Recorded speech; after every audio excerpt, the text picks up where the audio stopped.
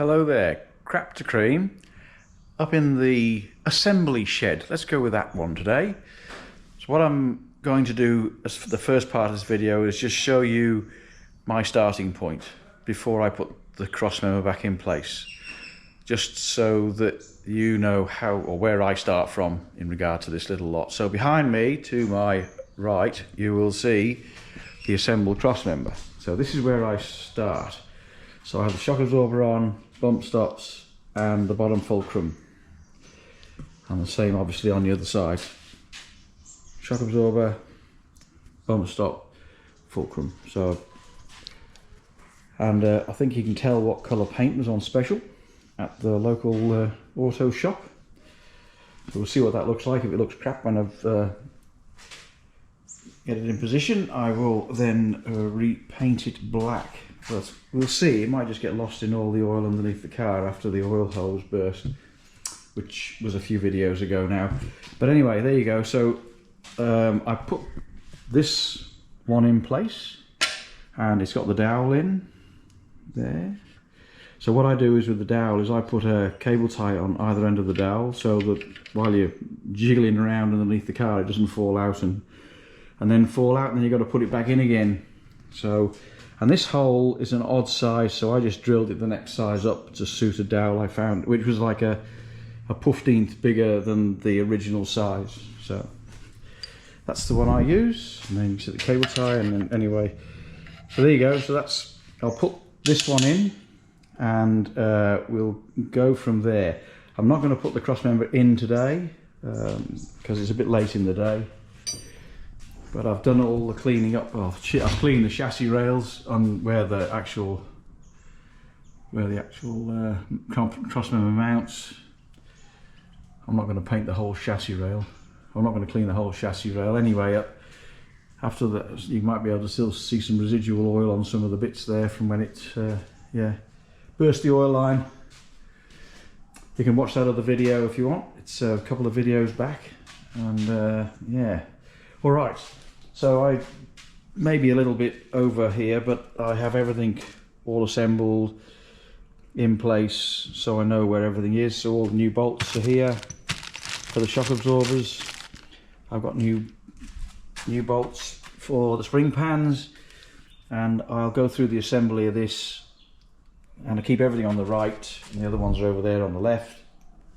So as it came apart, I've got the anti-roll bar and the steering rack in the middle because that's where they go. Springs are over there, right, and hidden around the corner there, left. All right, so what I'll do now is I will just assemble the second rod and put it in position. The second bolt, cross member stud, whatever you want to call it, when I can find the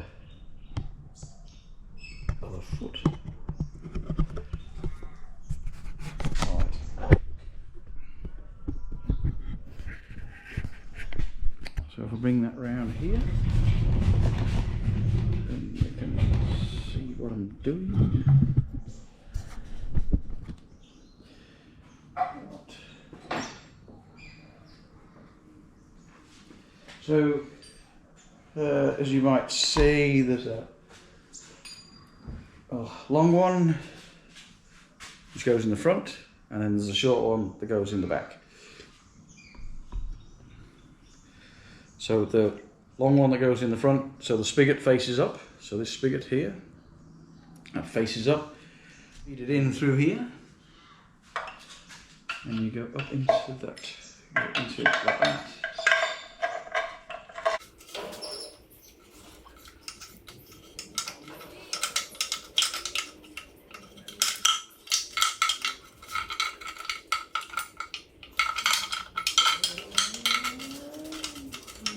I might have to get a torch for this.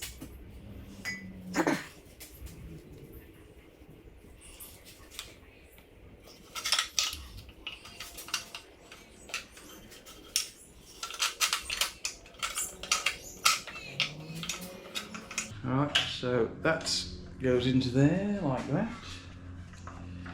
And just make sure that it's spigoted in there. Then you push this through here, that holds the stud up in place, and then that's that. All done. And then you put this one in on top, spigot facing down. So that spigot's into there, and then that goes on there. Now when you put these in, you might have noticed that I had the spigoted one on the bottom. So on the back one, the spigoted one goes on the top, and the flat one goes underneath. There's a flat one with no spigot. That one goes on the top, underneath, and the other one goes on top. I don't put the back ones in until the cross member's in place, and then because moving the cross member around underneath the car, it can fall off, and it's a bit precarious in the best of times as it is now. So that's what I do with that. So tomorrow when I come back refreshed, it's a bit late in the day because I've been doing painting and cleaning and some assembly and torque wrenching settings on all various bits and pieces. So I will go through this bit tomorrow when I get back from wherever I've got to go in the morning, and I can't remember right now. All right, so that'll do for now.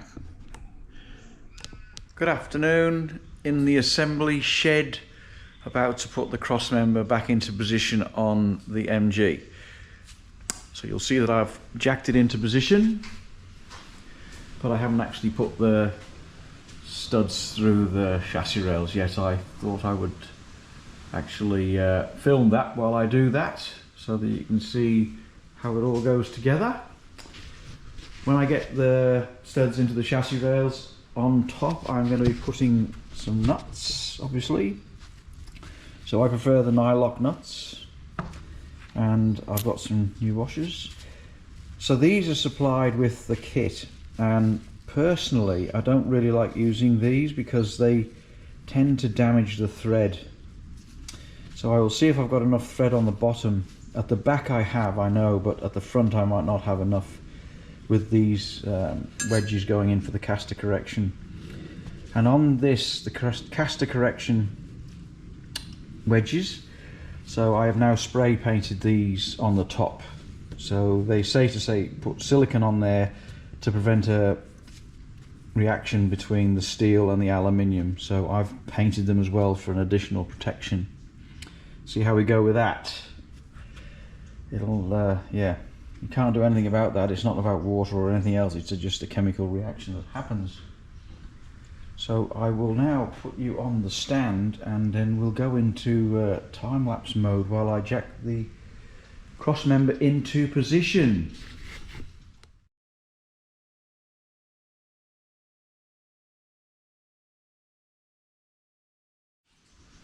So hopefully that was quick enough and not too painful. So now with the rear ones, I've put, as you'll put the wedges in. So now the rear ones, they should just punch up straight into here. Give it a bit of a tap.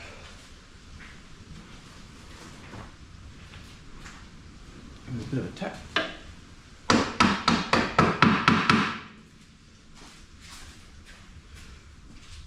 And the same with the other side.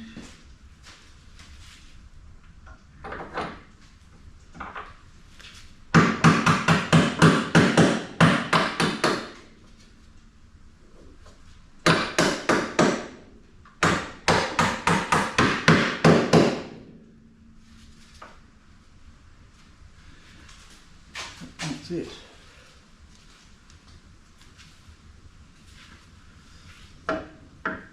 Just need to let that down a little bit because one of the wedges has moved a little bit.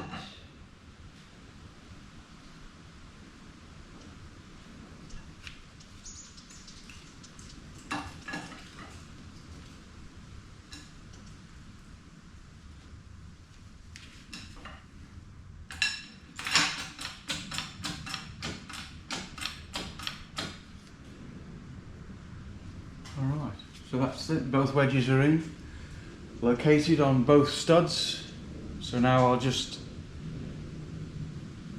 drop the car down and then tighten all the nuts up to the specified torque, which is about, I think it's 55 foot-pounds, I think. somewhere around there, but I will let you know when I've gone up top and put the rest of the nuts on. Okay. So hi, back again. As you can see now, the crossmember's been installed.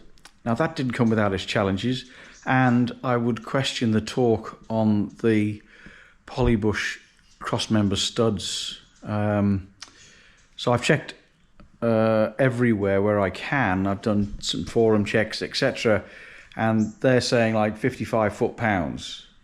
In the instructions that come from the supplier frontline, they say 45 to 55. So after, I am not sure about whether the Polybush torque should be less than the rubber bush torque. Anyway, it's done up to 45 now, because I thought that they were getting pretty squished, the old pads. So I've got plenty of thread through both of the studs, through the nuts, sorry. I put the nylocks on the back because the wedge at the back is minimal, so I can still stick with my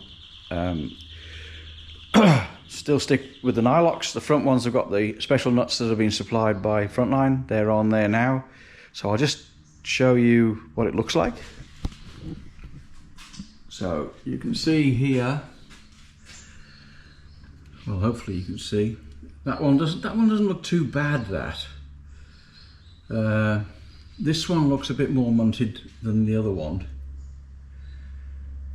and then the back of this one, well, that looks fine. You know, I try to get these in the center of the pads, but yeah, it doesn't really work out sometimes. And yeah, I like things to be nice and square, but that's a bit on the piss. So, but as you can see, it's well and truly squished out, and I very much doubt that they'll ever come off. But anyway, that's what it looks like. That's what it looks like. I'm not going to take you upstairs and show you what the top looks like. It's all torqued up to 45 foot-pounds. It's in. It's not coming off. Yeah, it just looks a bit squishy. See, that one's even bent the little wedge a little bit. The other side's all right, but yeah, that side's. Yeah, this side, yeah, the driver's side in Australia is good, the passenger side, but they're all done up to the same torque, so consistency is the spirit of how the get things right, so we'll go with that. Thank you very much indeed, subscribing and for the comments. If anybody has got any comments about the Polybush torque on a crossmember, I can find all the ones that I need around these. I can find all the information I need about the torques on these and things, but the crossmember pads aren't something that everybody changes on a Sunday afternoon, so we'll see how we go with that. So the next video will be putting all the suspension back together again. Shouldn't be too hard, it's pretty straightforward because it was all on there before and it's all new, so it'll all just go back on again. I think that's about it. Oh, with the Spax conversion obviously, so that's the add-on, the little bit extra.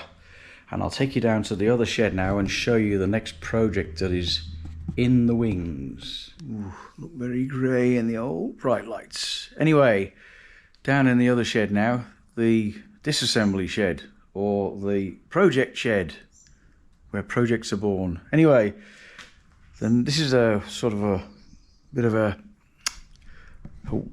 wet your whistle for something. So this is the next little project going on my other MGB. So, yes, power steering pump. There's the reservoir with a bracket from, I don't know where that came from. Got a jig to make the thing fit onto the original jig.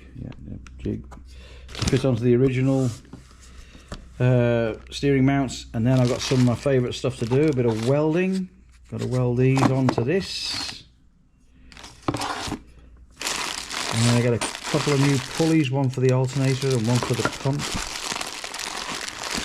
More brackets. Oh, they're the alternator mounting brackets and things. So yes,